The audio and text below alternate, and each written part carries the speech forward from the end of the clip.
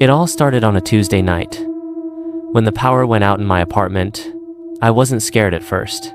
It was just a blackout. I grabbed my phone, turned on the flashlight, and walked into the kitchen to find some candles. That's when I heard it. A soft whisper, like someone praying. It was coming from the hallway. But I live alone. I froze. My breath caught in my chest. The sound was faint, but clear. A woman's voice, murmuring words I couldn't understand. Slow, steady, like a chant. I told myself it was my imagination. Maybe someone outside. Maybe the TV in a neighbor's apartment. But deep inside, I knew it was coming from inside my place. I walked slowly toward the hallway. My flashlight flickered, and then, for just a second, I saw her. A woman, dressed in black and white. A nun, standing at the end of the hallway. Her face was hidden under the dark veil. She wasn't moving, just standing. Still. Quiet. I blinked, and she was gone. I didn't sleep that night.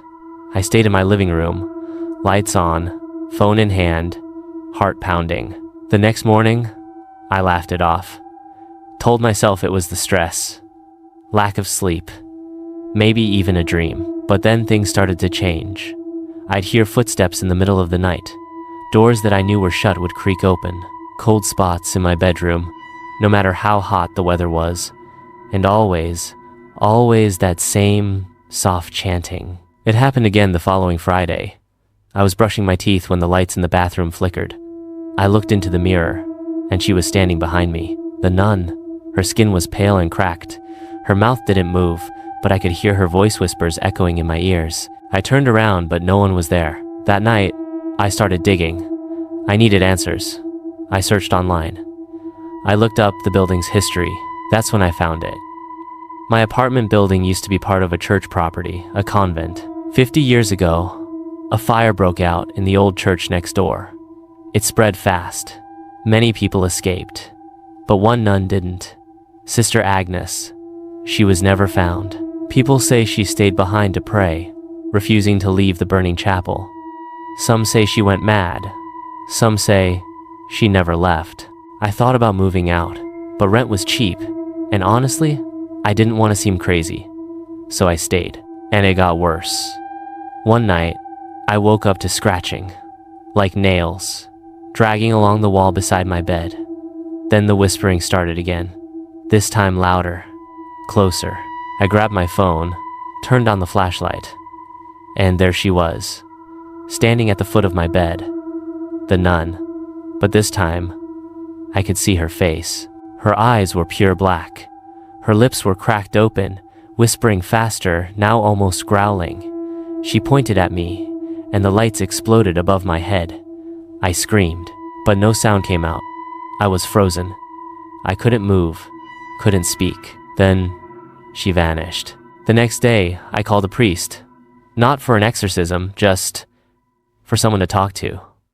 He listened to me, calmly, quietly, and then he said something I'll never forget. Sister Agnes was known for her silence, but silence when broken becomes a scream. He gave me a small wooden cross, told me to place it near my bed, and say a prayer before sleep. I did exactly that.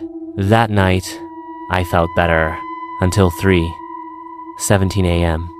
That's when I woke up, to see the cross lying broken on the floor, and my bedroom door slowly opening by itself. She came in again, but this time she spoke. Not in whispers, not in chants, in a clear voice that shook me to the core. You live where I died. I couldn't breathe. My room grew colder and darker, like something was sucking the life out of it. She stepped closer. I tried to scream, to move, to run, but I couldn't. Then she said something that made my blood turn cold. Set me free, or stay with me, forever. I don't know what happened next. I must have passed out. When I woke up, it was morning. My room was warm again, sunlight through the windows. Everything looked normal, but I knew it wasn't over. So I did what I never thought I'd do. I went to the ruins of the old church. It was still there, just broken bricks, ashes, and silence. I walked around until I found what looked like an old chapel corner. Charred wood, a rusted bell, and beneath it, something strange. A blackened rosary. I picked it up. It burned my hand. I dropped it. But then, I heard her voice. "Thank you." I turned.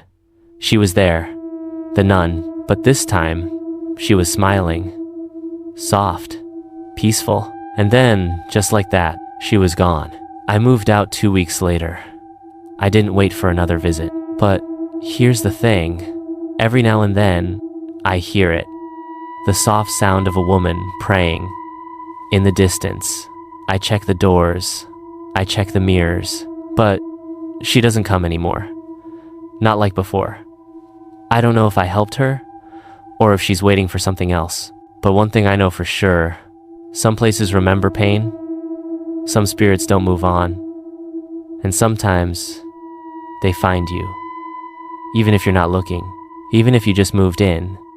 So next time you hear a whisper in the hallway, next time the lights flicker without reason, say a prayer, because Sister Agnes is still out there, and she's looking for peace or for company.